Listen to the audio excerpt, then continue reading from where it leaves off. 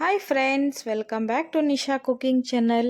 ನಾನು ನೋಡ್ರಿ ಇವತ್ತು ನಮ್ಮ ಉತ್ತರ ಕರ್ನಾಟಕದ ಸ್ಪೆಷಲ್ ಆದಂತಹ ಪಲ್ಯ ರೆಸಿಪಿನ ನಿಮ್ಮ ಜೊತೆ ಶೇರ್ ಮಾಡ್ತಾ ಇದ್ದೀನಿ. ನೋಡ್ರಿ, ಬಿಸಿ ಬಿಸಿ ಜೋಳದ ರೊಟ್ಟಿ ಜೊತೆ ಆಗಿರ್ಬೋದು ಅಥವಾ ಕಡಾಕ್ ಜೋಳದ ರೊಟ್ಟಿ ಜೊತೆ ಆಗಿರ್ಬೋದು, ಈ ಥರ ಒಂದು ಪಲ್ಯ ಇದ್ದರೆ ನೋಡ್ರಿ ಜಬರ್ದಸ್ತ್ ಆಗಿರುವಂತಹ ಊಟ ಆಗಿರುತ್ತೆ. ನೀವು ಲಂಚ್ಗಾಗ್ಬೋದು, ಡಿನ್ನರ್ಗಾಗ್ಬೋದು, ಈ ಥರ ಒಂದು ಪಲ್ಯನ ಮಾಡಿ ತಿಂತಾ ಇದ್ರೆ ನೋಡ್ರಿ ಸೂಪರ್ ಆಗಿರುತ್ತೆ. ಒಂದು ರೊಟ್ಟಿ ತಿನ್ನೋರು 4 ರೊಟ್ಟಿ ತಿಂತಾರೆ, ಅಷ್ಟು ರುಚಿಯಾದಂತಹ ಪಲ್ಯನ ನಾನಿವತ್ತು ನಿಮ್ಮ ಜೊತೆ ಶೇರ್ ಮಾಡ್ತಾ ಇದ್ದೀನಿ. ನೋಡ್ರಿ, ಈ ಥರ ಚಟ್ನಿ ಮೊಸರು ಜೊತೆ ತಿಂತಾ ಇದ್ರೆ ನೋಡ್ರಿ ಸೂಪರಾಗಿರುತ್ತೆ. ಹಾಗಾದರೆ ನೋಡ್ರಿ ಹೇಗೆ ಮಾಡೋದು ಅಂತ ಹೇಳಿ. ಈ ವಿಡಿಯೋ ರೆಸಿಪಿ ನಿಮ್ಗೆ ಇಷ್ಟ ಅನಿಸಿದರೆ ನಮ್ಮ ಚಾನಲ್ಗೆ ಸಬ್ಸ್ಕ್ರೈಬ್ ಮಾಡ್ಕೊಳ್ರಿ, ಬೆಲ್ ಐಕನನ್ನು ಪ್ರೆಸ್ ಮಾಡಿ ವಿಡಿಯೋನ ಸ್ಕಿಪ್ ಮಾಡಿದೆ ನೋಡಿ. ಇಲ್ಲಿ ನೋಡ್ರಿ, ಪಲ್ಯ ಮಾಡೋದಕ್ಕೆ ನಾನು ಸಬ್ಬಸಿಗೆ ಸೊಪ್ಪನ್ನು ತೊಗೊಂಡಿದ್ದೀನಿ. ನೋಡ್ರಿ, ಈ ಥರ ಸ್ವಲ್ಪ ಎಳೆದಾಗಿರುವಂತಹ ಕಡ್ಡಿ ಜೊತೆ ಇದನ್ನು ಕಟ್ ಮಾಡಿ ತೊಗೊಳ್ರಿ. ವಾಶ್ ಮಾಡಿ ಇದನ್ನು ಬಸಿಯೋಕೆ ಇಡೋಣ. ಇಲ್ಲಿ ನೋಡ್ರಿ, 1 ಕಪ್ಪಷ್ಟು ಹೆಸರು ಕಾಳನ್ನು ತೊಗೊಂಡಿದ್ದೀನಿ. ಈ ಹೆಸರು ಕಾಳು ಜೊತೆ ಸೇರಿಸಿ ಮಾಡೋದ್ರಿಂದ ನೋಡ್ರಿ ಪಲ್ಯ ಟೇಸ್ಟು ತುಂಬ ಚೆನ್ನಾಗಿರುತ್ತೆ. ಈಗ ಇದನ್ನು ಕುಕ್ಕರ್ಗೆ ಹಾಕಿ ವಾಶ್ ಮಾಡ್ಕೊಂಬರೋಣ. 1 ಕಪ್ಪಷ್ಟು ನಾವಿಲ್ಲಿ ಹೆಸರು ಕಾಳನ್ನು ಹಾಕಿದ್ದೀವಿ. ಈಗ 4 ಕಪ್ಪಷ್ಟು ನೀರನ್ನು ಹಾಕ್ತೀವಿ. ಯಾಕಂದರೆ ಕಾಳು ಕುದಿಯೋದಕ್ಕೆ ನೀರು ಜಾಸ್ತಿ ಬೇಕಾಗುತ್ತೆ. ಹಾಗಾಗಿ ನೀರು ಸ್ವಲ್ಪ ಜಾಸ್ತಿ ಹಾಕ್ರಿ. ಈಗ ಇದನ್ನು 4ರಿಂದ 5 ವಿಸಿಲ್ ಹಾಕಿಸ್ಬೇಕು. ಆವಾಗ ಹೆಸರು ಕಾಳು ಸಾಫ್ಟಾಗಿ ಮೆತ್ತಗೆ ಬಾಯ್ಲ್ ಆಗುತ್ತೆ. ಹೆಸರು ಕಾಳು ಗಟ್ಟಿ ಇರಬಾರ್ದು, ಸಾಫ್ಟಾಗಿ ಬೇಯಬೇಕು ಅಂದರೆ 3ರಿಂದ 4 ವಿಸಿಲ್ ಮಾಡಿಸಿ ತೊಗೊಂಬನ್ನಿ. ಇಲ್ಲಿ ನೋಡ್ರಿ, ಕರೆಕ್ಟಾಗಿ ಇಲ್ಲಿ 4ರಿಂದ 5 ವಿಸಿಲ್ ಆಗಿದೆ. ನೋಡ್ರಿ, ಕರೆಕ್ಟಾಗಿ ಪರ್ಫೆಕ್ಟಾಗಿ ಬೆಂದಿದೆ. ಕಾಳು ಚೆನ್ನಾಗಿ ಬೆಂದರೆ ಪಲ್ಯ ಟೇಸ್ಟಿಯಾಗಿ ಬರುತ್ತೆ. ಕಾಳು ಗಟ್ಟಿಯಾಗಿ ಅರ್ಧಂಬರ್ಧ ಬೆಂದರೆ ಪಲ್ಯ ಚೆನ್ನಾಗಿ ಬರಲ್ಲ ನೋಡ್ರಿ. ಹಾಗಾಗಿ ಕಾಳನ್ನು ಸ್ವಲ್ಪ ಸಾಫ್ಟಾಗಿ ಇಲ್ಲಿ ನಾನು ತೋರಿಸ್ತೀನಿ ನೋಡ್ರಿ, ಈ ಥರ ಬೆಂದರೆ ಸಾಕು. ತಿನ್ನೋಕ್ಕೆ ಚೆನ್ನಾಗಿರುತ್ತೆ. ದೊಡ್ಡವರಿಂದ ಹಿಡಿದು ಚಿಕ್ಕ ಮಕ್ಕಳವರೆಗೂ ತಿನ್ಬೋದು. ಈಗ ನೋಡ್ರಿ, ಈ ಕಾಳಿಗೆ ಸ್ವಲ್ಪ ಉಪ್ಪು ಹಾಕಿ ಮಕ್ಕಳಿಗೆ ಕೊಟ್ಟರೆ ಹಾಗೆ ಕೂಡ ಇಷ್ಟಪಟ್ಟು ತಿಂತಾರೆ ನೋಡ್ರಿ. ಇಲ್ಲಿ ಸಬ್ಬಸಿಗೆನ ನಾನು ಸಣ್ಣಗೆ ಕಟ್ ಮಾಡಿ ತೊಗೊಂಡಿದ್ದೀನಿ. ಪಲ್ಯ ಒಗ್ಗರಣೆ ಹಾಕೋದಕ್ಕೆ 1 ಟೊಮ್ಯಾಟೊ ಮತ್ತು 1 ಉಳ್ಳಾಗಡ್ಡಿನ ತೊಗೊಂಡಿದ್ದೀನಿ. ಈ ಥರ ಸಣ್ಣಗೆ ಕಟ್ ಮಾಡಿ ತೊಗೊಳ್ರಿ. ಇಲ್ಲಿ ಕುದಿಸಿದಂಥ ಹೆಸರು ಕಾಳಿದೆ. ಮಕ್ಕಳು ಖಾರ ಇದ್ದಿದ್ದು ತಿನ್ನಲ್ಲ ಅಂದಾಗ ಈ ಥರ ಕಪ್ನಲ್ಲಿ ಒಂಚೂರು ಉಪ್ಪು ಉದುರಿಸಿ ಹಾಕಿಕೊಳ್ರಿ, ತಿಂತಾರೆ. ಈಗ ಪಲ್ಯಕ್ಕೆ ಹಾಕೋದಕ್ಕೆ ಇಲ್ಲಿ ನೋಡ್ರಿ ಹಸಿಮೆಣ್ಸಿನ್ಕಾಯಿ ಖಾರದ ಪೇಸ್ಟನ್ನು ನಾನು ಬಳಸ್ತಾ ಇದ್ದೀನಿ. ಈ ಖಾರ ಹೇಗೆ ಮಾಡೋದು ಅಂತ ಹೇಳಿ ಆಲ್ರೆಡಿ ವಿಡಿಯೋ ನಾನು ಶೇರ್ ಮಾಡಿದ್ದೀನಿ, ಅದರಲ್ಲಿ ಹೋಗಿ ನೋಡ್ಬೋದು. ಈಗ ಬನ್ನಿ ಪಲ್ಯ ಹೇಗೆ ಮಾಡೋದು ಅಂತ ನೋಡ್ಕೊಂಬರೋಣ. ಇಲ್ಲಿ ನೋಡ್ರಿ, ಕಡಾಯಿನ ಬಿಸಿ ಮಾಡೋಕ್ಕಿಡಿ.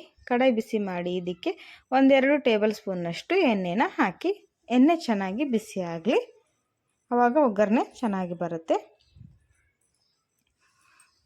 ಈಗ ಎಣ್ಣೆ ಕಾದಿದೆ. ಇದಕ್ಕೆ ಒಗ್ಗರಣೆಗೆ ಸ್ವಲ್ಪ ಸಾಸಿವೆ ಜೀರಿಗೆನ ಹಾಕ್ತಾಯಿದ್ದೀನಿ ನಾನು.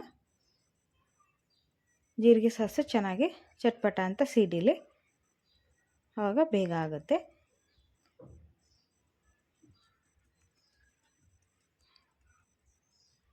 ಈಗ ನೋಡ್ರಿ, ಈ ಪಲ್ಯ ರೊಟ್ಟಿ ಜೊತೆ ಚಪಾತಿ ಎಲ್ಲದಕ್ಕೂ ಕಾಂಬಿನೇಷನ್ ಚೆನ್ನಾಗಿರುತ್ತೆ. ನೀವೆಲ್ಲಾದರೂ ಹೊರಗಡೆ ಹೋಗಬೇಕಾದ್ರೆ ಈ ಥರ ಕಾಳು ಪಲ್ಯ ಮಾಡಿ ತೊಗೊಂಡು ಹೋಗ್ರಿ. ರೈಸ್ ಜೊತೆನೂ ತಿನ್ಬೋದು, ತುಂಬ ಚೆನ್ನಾಗಿರುತ್ತೆ ನೋಡ್ರಿ. ಈಗ ನೋಡ್ರಿ, ಎಣ್ಣೆ ಕಾದಿದೆ. ಇದಕ್ಕೆ ಒಗ್ಗರಣೆಗೆ ಉಳ್ಳಾಗಡ್ಡಿನ ಹಾಕ್ತಾಯಿದ್ದೀನಿ ನಾನು. ಉಳ್ಳಾಗಡ್ಡಿ ಚೆನ್ನಾಗಿ ಕೆಂಪಿಗೆ ಫ್ರೈ ಆಗಲಿ. ಚೆನ್ನಾಗಿ ಉಳ್ಳಾಗಡ್ಡಿ ಫ್ರೈ ಆದರೆ ಟೇಸ್ಟ್ ಕೊಡುತ್ತೆ ಪಲ್ಯಕ್ಕೆ. ನೋಡ್ರಿ, ಈಗ ಫ್ರೈ ಆಗಿದೆ. ಇದಕ್ಕೆ ಕಟ್ ಮಾಡಿ ತೊಗೊಂಡಂಥ ಟೊಮ್ಯಾಟೊ ಸಹಿತ ಹಾಕ್ತಾಯಿದ್ದೀನಿ ನಾನು. ನೋಡಿ, ಟೊಮ್ಯಾಟೊ ಕೂಡ ಚೆನ್ನಾಗಿ ಇದನ್ನು ಫ್ರೈ ಮಾಡ್ಕೊಳ್ರಿ. ಟೊಮೆಟೊ ಸಾಫ್ಟಾಗಿ ಇವಾಗಲೇ ಬೇಯಬೇಕು. ಯಾಕಂದರೆ ಸಬ್ಬಸಿಗೆ ಹಾಕಿಂದ ಚೆನ್ನಾಗಿ ಬೇಯೋದಿಲ್ಲ. ಇವಾಗಲೇ ಫಸ್ಟು ಚೆನ್ನಾಗಿ ಬೇಯಿಸ್ಕೊಂಬಿಡ್ರಿ.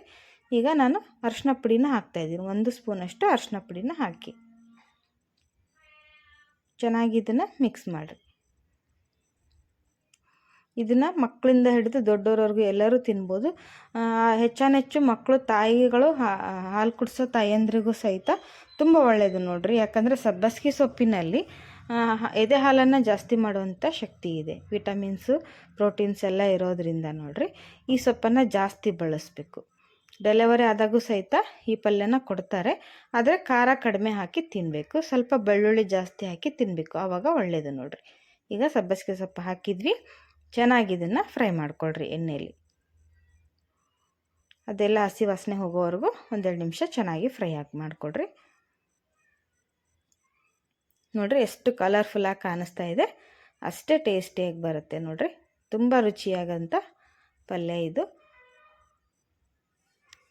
ಈಗ ಸ್ವಲ್ಪ ಒಂದೆರಡು ನಿಮಿಷ ಚೆನ್ನಾಗಿ ಫ್ರೈ ಆಗಲಿ ನೋಡಿರಿ.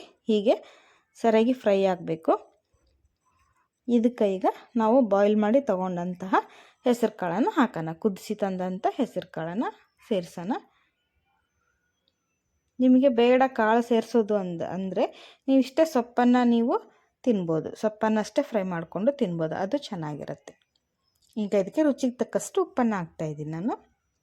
ಆಮೇಲೆ ಖಾರಕ್ಕೆ ಇಲ್ಲಿ ಹಸಿಮೆಣ್ಸಿನ್ಕಾಯಿ ಖಾರದ ಪೇಸ್ಟನ್ನು ಬಳಸ್ತಾ ಇದ್ದೀನಿ. 2 ಸ್ಪೂನಷ್ಟು ಹಾಕ್ತಾಯಿದ್ದೀನಿ ನೋಡಿರಿ. ನೀವು ಹಸಿಮೆಣ್ಸಿನ್ಕಾಯಿ ಖಾರ ಬೇಡ ಅನ್ನೋರು ಖಾರದ ಪುಡಿನೂ ಹಾಕ್ಬೋದು. ಆದರೆ ಈ ಹಸಿಮೆಣ್ಸಿನ್ಕಾಯಿ ಖಾರ ಹಾಕಿದರೆ ತುಂಬ ರುಚಿ ಕೊಡುತ್ತೆ ಪಲ್ಯಕ್ಕೆ. ನಾವು ಎಲ್ಲದಕ್ಕೂ ಇದೇ ಖಾರನ ಬಳಸೋದು. ಅಡುಗೆಗಳಿಗೆ ಹೆಚ್ಚಾನೆಚ್ಚು ಜಾಸ್ತಿ ನಾವು ಹಸಿಮೆಣ್ಸಿನ್ಕಾಯಿ ಖಾರನ ಬಳಸ್ತೀವಿ ನೋಡಿ. ಈಗ ಖಾರ ಉಪ್ಪು ಚೆನ್ನಾಗಿ ಮಿಕ್ಸ್ ಆಗೋವರೆಗೂ ಇದನ್ನು ಚೆನ್ನಾಗಿ ಮಿಕ್ಸ್ ಮಾಡಿರಿ. ಒಂದೇ ಹತ್ರ ಉಳಿಬಾರ್ದು ಅದು. ಈಗ ಒಂದು ಸ್ವಲ್ಪ ನಾನು ನೀರು ಹಾಕ್ತೀನಿ, ಯಾಕಂದರೆ ಉಪ್ಪು ಹಾಕಿರೋದ್ರಿಂದ ಕರಗೋಕ್ಕೆ ಸ್ವಲ್ಪ ನೀರು ಹಾಕಿ ಇದನ್ನು ಮಿಕ್ಸ್ ಮಾಡೋಣ. ಯಾಕಂದರೆ ಹೆಸರು ಕಾಳು ಆಲ್ರೆಡಿ ಕುದ್ದಿದೆ, ಜಾಸ್ತಿ ಹೊತ್ತು ಕುದಿಸೋದು ಬೇಯಿಸೋದೇನು ಅವಶ್ಯಕತೆ ಇರೋದಿಲ್ಲ. ಜಸ್ಟ್ ನಾವು ಉಪ್ಪೇನು ಹಾಕಿರ್ತೀವೋ ಅದು ಉಪ್ಪು ಕರಗೋಕ್ಕೆ ಒಂದು ಚಿಕ್ಕ ಗ್ಲಾಸಲ್ಲಿ 1 ಗ್ಲಾಸ್ ನೀರು ಹಾಕಿ ಇದನ್ನು ಚೆನ್ನಾಗಿ ಮಿಕ್ಸ್ ಮಾಡಿ ಒಂದು ಕುದಿ ಕುದಿಸ್ಕೊಂಡ್ರೆ ಪಲ್ಯ ರೆಡಿ ಆಗುತ್ತೆ ನೋಡಿ. ಈಗ ಇದು ಒಂದೆರಡು ನಿಮಿಷ ಬೇಯಕ್ಕೆ ಬಿಟ್ಬಿಡೋಣ. ಸ್ವಲ್ಪ ಅದು ಸಬ್ಬಸಿಗೆ ಸೊಪ್ಪು, ಹೆಸರು ಕಾಳು ಎಲ್ಲದು ಚೆನ್ನಾಗಿ ಸೆಟ್ ಆಗಲಿ ನೋಡಿರಿ. ಇಷ್ಟಿದ್ರೆ ಸಾಕು, ತುಂಬ ನೀರು ಹಾಕೋದೇನು ಬೇಡ. ಇಷ್ಟಾದರೆ ನಾವು ಕಡಕ್ ರೊಟ್ಟಿ ಜೊತೆ ತಿನ್ನಬೇಕಾದ್ರೂ ಇದು ಡ್ರೈ ಅನಿಸೋದಿಲ್ಲ. ಬಿಸಿ ರೊಟ್ಟಿ ಜೊತೆ ತಿನ್ನಬೇಕಾದ್ರೂ ಕರೆಕ್ಟಾಗಿರುತ್ತೆ ನೋಡಿರಿ.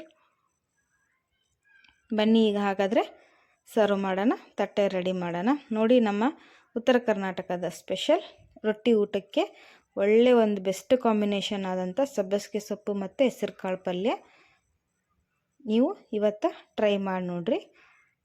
ಇದ್ರ ಜೊತೆ ಹಸಿ ಉಳ್ಳಾಗಡ್ಡಿ, ಆಮೇಲೆ ಚಟ್ನಿ ನೋಡಿರಿ, ಟೊಮೆಟೊಕಾಯಿ ಚಟ್ನಿ. ಇದನ್ನು ಸಹಿತ ನಾನು ಆಲ್ರೆಡಿ ಶೇರ್ ಮಾಡಿದ್ದೀನಿ. ಈ ಟೊಮೆಟೊಕಾಯಿ ಚಟ್ನಿ ವಿಡಿಯೋನ ಹೋಗಿ ನೋಡ್ಬೋದು, ಚಾನಲ್ನಲ್ಲಿದೆ. ಆಮೇಲೆ ಚಟ್ನಿ ಪುಡಿ ಮತ್ತು ಮೊಸರು. ಈ ಥರ ನೋಡಿರಿ ನಾವು ಪ್ಲೇಟನ್ನು ರೆಡಿ ಮಾಡಿಕೊಂಡು ಊಟ ಮಾಡ್ತಾಯಿದ್ರೆ ಸ್ವರ್ಗಕ್ಕೆ ಮೂರೈಗೇನು ನೋಡಿರಿ. ಸೂಪರಾಗಿರುವಂಥ ಇದ್ರ ಜೊತೆ ಬಿಸಿ ಬಿಸಿ ಜೋಳದ ರೊಟ್ಟಿ ನೋಡಿರಿ ತಿಂತಾಯಿದ್ರೆ, ನಾನು ಹೇಳ್ದಂಗೆ 1 ರೊಟ್ಟಿ ತಿನ್ನೋರು 4 ರೊಟ್ಟಿ ತಿಂತಾರೆ, ಅಷ್ಟು ಟೇಸ್ಟಿಯಾಗಿರುತ್ತೆ. ಹಾಗಾದರೆ ನೋಡಿರಿ, ನಿಮಗೆ ಇಷ್ಟ ಆಗಿದೆ ಅಂದ್ಕೊತೀನಿ ಫ್ರೆಂಡ್ಸ್. ಇಷ್ಟ ಅನಿಸಿದರೆ ನಮ್ಮ ಚಾನಲ್ಗೆ ಸಬ್ಸ್ಕ್ರೈಬ್ ಮಾಡಿಕೊಳ್ರಿ, ಬೆಲ್ ಐಕನನ್ನು ಪ್ರೆಸ್ ಮಾಡಿ. ಹಾಗೆ ವಿಡಿಯೋಗೆ ಲೈಕ್ಸ್ ಕೊಡೋದನ್ನು ಮರೆಯೋಕ್ಕೆ ಹೋಗಬೇಡಿ. ನಾನು ಯಾವಾಗಲೂ ಹೇಳ್ದಂಗೆ ನೀವೊಂದು ಸಬ್ಸ್ಕ್ರೈಬ್ ಮಾಡೋದ್ರಿಂದ, ನಿಮ್ಮ ಒಂದು ಲೈಕಿಂದ ನಮಗೆ ಒಳ್ಳೆ ಇನ್ಸ್ಪಿರೇಷನ್ ಸಿಕ್ಕಂಗಾಗುತ್ತೆ. ಇನ್ನೂ ಒಳ್ಳೆ ವಿಡಿಯೋಗಳನ್ನು ನಾನು ನಿಮ್ಮ ಜೊತೆ ಶೇರ್ ಮಾಡ್ತೀನಿ ಅಂತ ಹೇಳ್ತಾ ಇದ್ದೀನಿ. ಇಲ್ಲಿ ನೋಡಿ ತಟ್ಟೆ ರೆಡಿಯಾಗಿದೆ. ಇವಾಗ ಟೇಸ್ಟ್ ಮಾಡೋಣ ನೋಡಿ. ಸಾಫ್ಟ್ ಆದಂಥ ಜೋಳದ ರೊಟ್ಟಿ. ಈ ಜೋಳದ ರೊಟ್ಟಿ ವಿಡಿಯೋನ ಆಲ್ರೆಡಿ ನಾನು ಶೇರ್ ಮಾಡಿದ್ದೀನಿ, ಹೇಗೆ ಮಾಡೋದು ಅಂತ ಹೇಳಿ. ಅಕ್ಕಿ ರೊಟ್ಟಿ, ಜೋಳದ ರೊಟ್ಟಿ ಎಲ್ಲ ವಿಡಿಯೋಗಳನ್ನು ಆಲ್ರೆಡಿ ನಾನು ಶೇರ್ ಮಾಡಿದ್ದೀನಿ. ಈ ಥರ ನೋಡಿರಿ ಸಬ್ಬಸಿಗೆ ರೊಟ್ಟಿ ಸೂಪರಾಗಿರುತ್ತೆ. ಬೆಸ್ಟ್ ಕಾಂಬಿನೇಷನ್ ಇದು. ನೋಡಿದ್ರೇ ಬಾಯಲ್ಲಿ ನೀರು ಬರ್ತಾಯಿದೆ, ಅಷ್ಟು ರುಚಿಯಾಗಿದೆ. ಇದ್ರ ಜೊತೆ ಟೊಮ್ಯಾಟೊ ಚಟ್ನಿ ಮತ್ತು ಚಟ್ನಿ ಪುಡಿ ಮೊಸರು ಜೊತೆ ತಿಂತಾಯಿದ್ರೆ ಸೂಪರಾಗಿರುತ್ತೆ ನೋಡಿರಿ. ಹಾಗಾದರೆ ಲೈಕ್ಸ್ ಮಾಡಿರಿ, ಶೇರ್ ಮಾಡಿರಿ. ಬಾಯ್.